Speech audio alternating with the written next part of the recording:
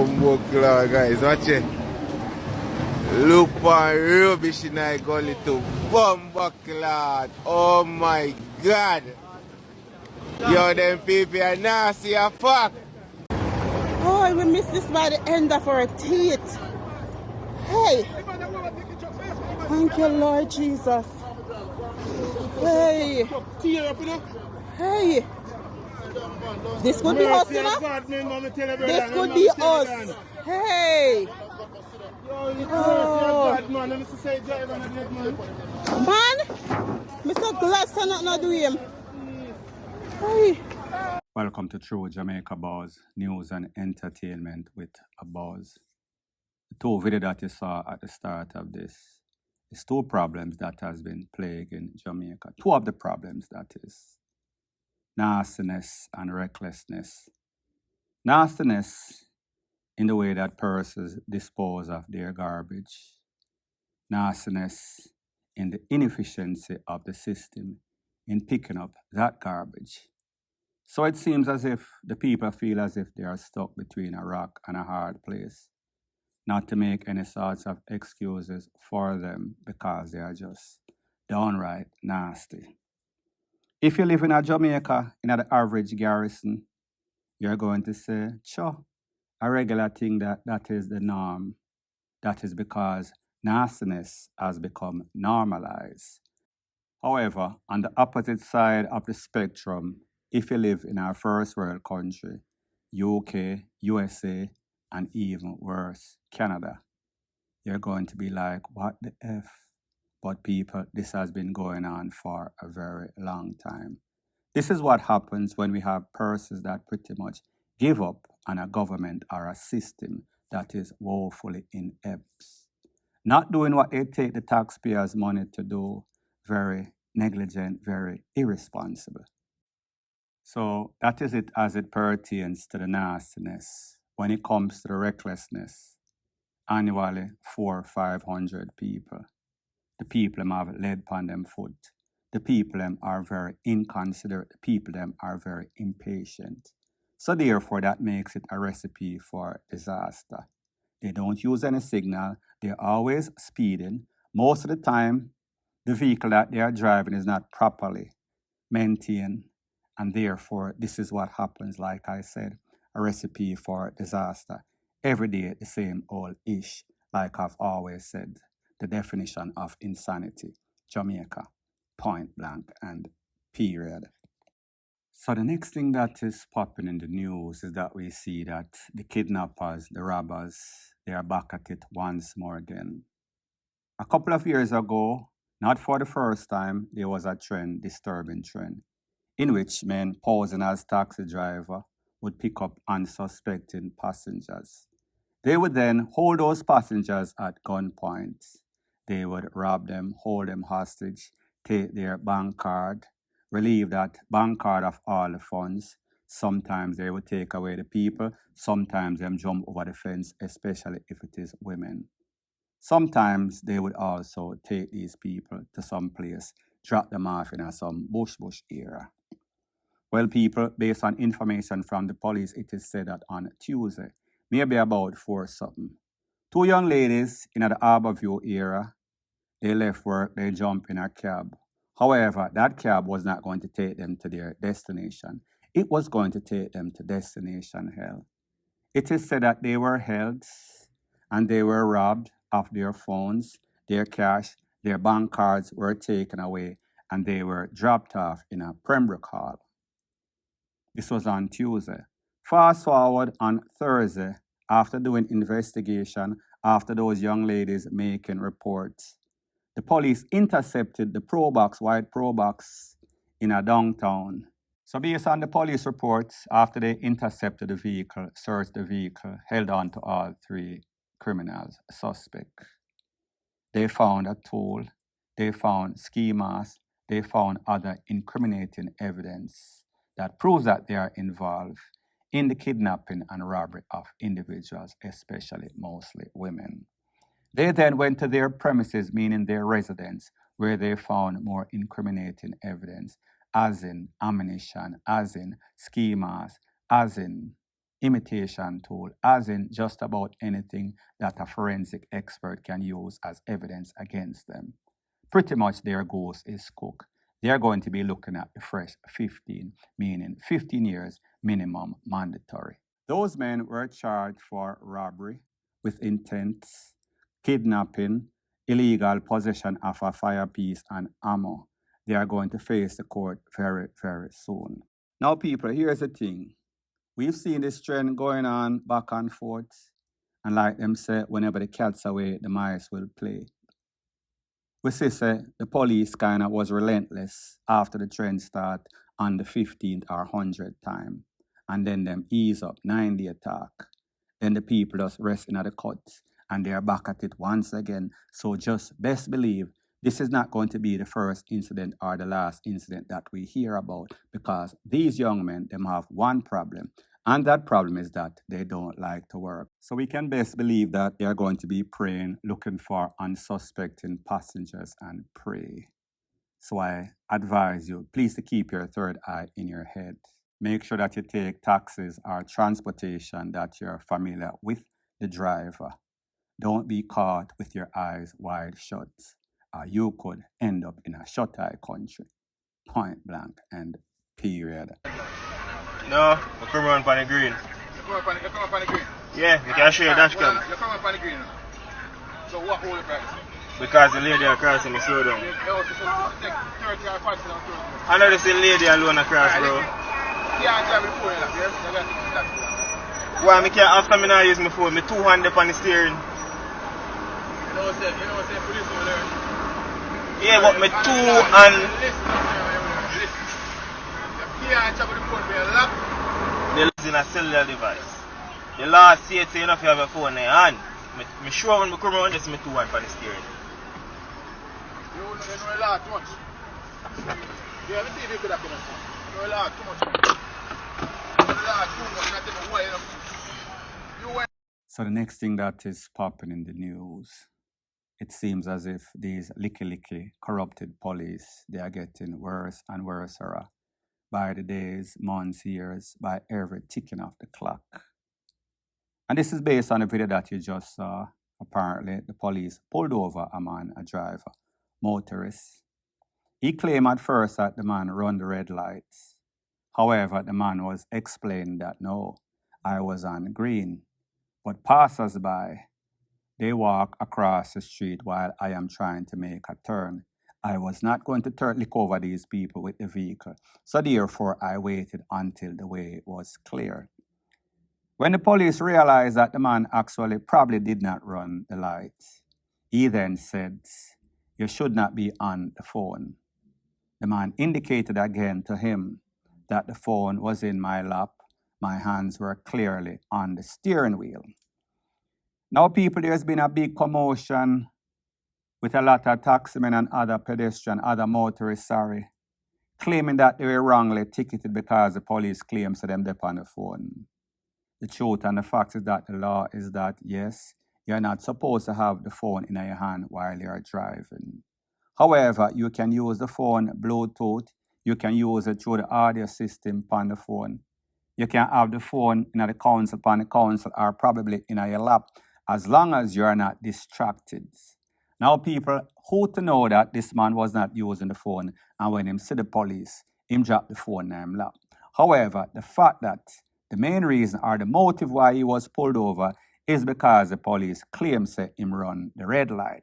However, when the man told him that he did not run the red light, him starts the man up on the phone. So I say this to say that you have to be clear and concise as an officer that is enforcing trafficking. You cannot tell the man one thing and then when the man give you an answer, then you tell the man, say, him that do something else. And then when the man tries to tell you exactly what the law is, which you're supposed to know because you're out there enforcing it. So a big problem that I have with these police is that they are arrogant, them ignorant, and then them negligent at the same time. Incompetent. You cannot don't know the law and want to enforce the law. You're going to confuse yourself and confuse people. And this is exactly what happens. based on what I saw, my interpretation. Now it could go way, way different, way, way left, but I just say my opinion. Let me know what is yours, point blank and period. So the next thing that is popping in the news, it is becoming more and more apparent that fully dance culture is in full effect in Jamaica. And we've heard dancehall artists labeling themselves as fully dance, but it seems as if even the producers are more and more dancerer. And it seems as if it is contagious to the judges in the judicial system. And I am going to explain why I say this. On or about the 21st of December 2021, producer Shaquille Hudson from Spanish Town, St. Catherine, was said to be the suspect in the takeaway of a 23-year-old youth. His name is Jay Beckford. Soon after that takeaway, Mr. Hudson fled the island. He went overseas. On or about February of 2024, he returned, and for some reason, he was trying to leave the island a couple of days later, on the 6th to be exact. However, he was held for the takeaway of that 23-year-old. He went to court and he was given $800,000 over $750,000 bail. He was out on condition of bail. Fast forward, Thursday, Market Street. Based on information, it is said that the police got report of a stolen vehicle. When they spotted the vehicle, intercepted the vehicle, they saw the producer, Mr. Hudson, standing close to the vehicle. It is said that the police pulled up on him, accosted him. When they searched him, in his waistband, he had a Taurus 9mm with 2 rounds of ammunition in the magazine.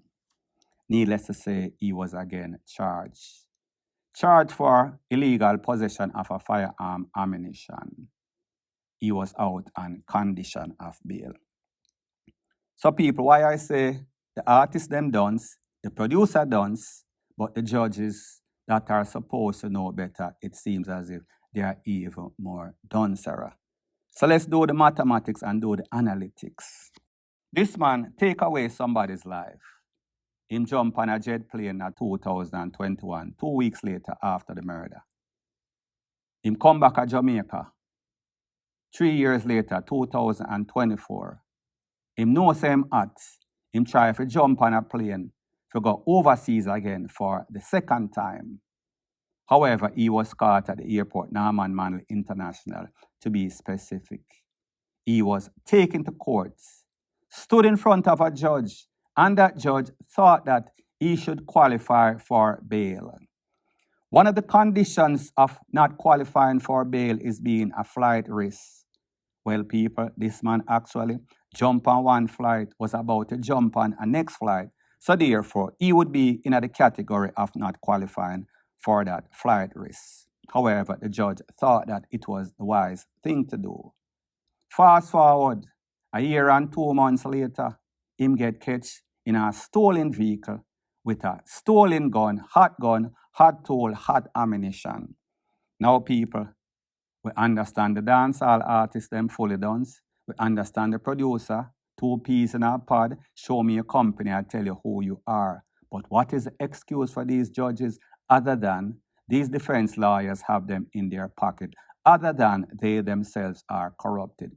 So the same people that are supposed to serve and protect us, it seems as if they are a hindrance. It seems as if they are a part of the problem instead of the solution.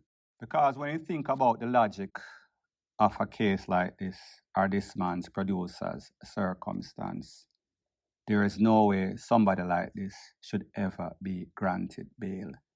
And this is why the officers, the JCF under Mr. Blake, have changed the protocol, that they are going to take matters into their own hands, literally. They are going to be the judge, the jury, and the executioner. Because people like these don't deserve a second chance. It is mind-boggling that these judges keeps making these boneheaded decisions. It makes absolutely no sort of sense other than that they are on the payroll, they are taking bribe, or these defense lawyers have them by the balls, point blank and period.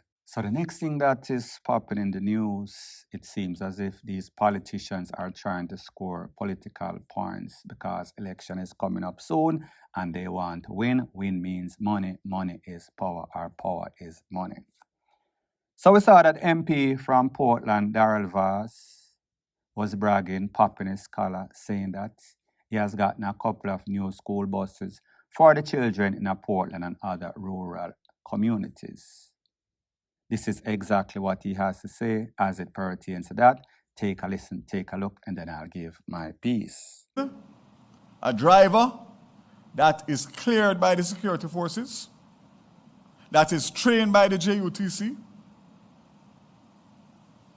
that has a cashless system, so the part students swipe and the parents load up the card for the concessionary rate for the children, and an app where you can track the bus so parents can know at all times where their children are, and the JUTC and the government can know whether the driver is driving correctly, what he's doing, what he's not doing.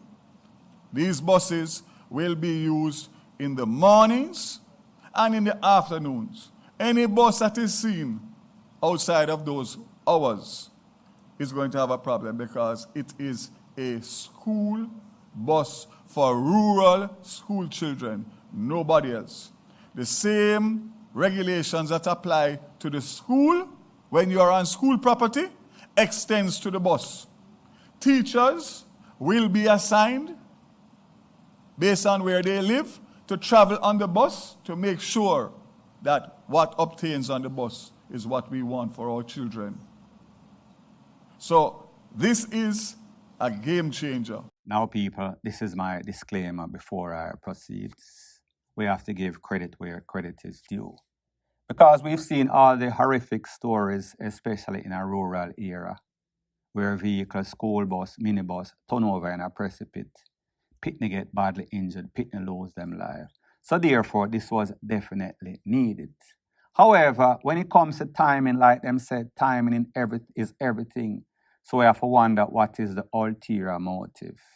Maybe it is a good thing, yes, I would agree. However, like I said, these people are always trying to do some sorts of promotional, trying to get political points. Now, I will give credit where credit is due because it is definitely a good, needed idea. However, I will tell you that it will fade away like most stuff. And this is going to be just a next hustle.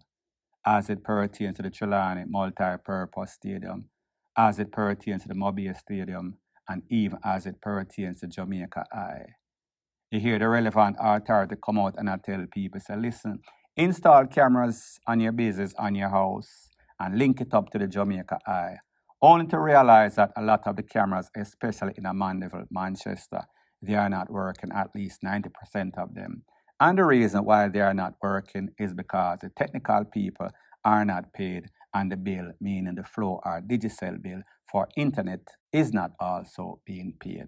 So people, may just say, be very aware. This is going to start, it is going to look good. However, it is just a hustle for political points and the friends of the politician to eat our food. Point blank and period. So anyways, people, thanks once again for checking out my video. If you appreciate videos like these, please show your appreciation by liking, commenting, sharing, and subscribing to my channel. That is how YouTube promotes videos like these to like-minded, sensible persons like yourself. Bless up.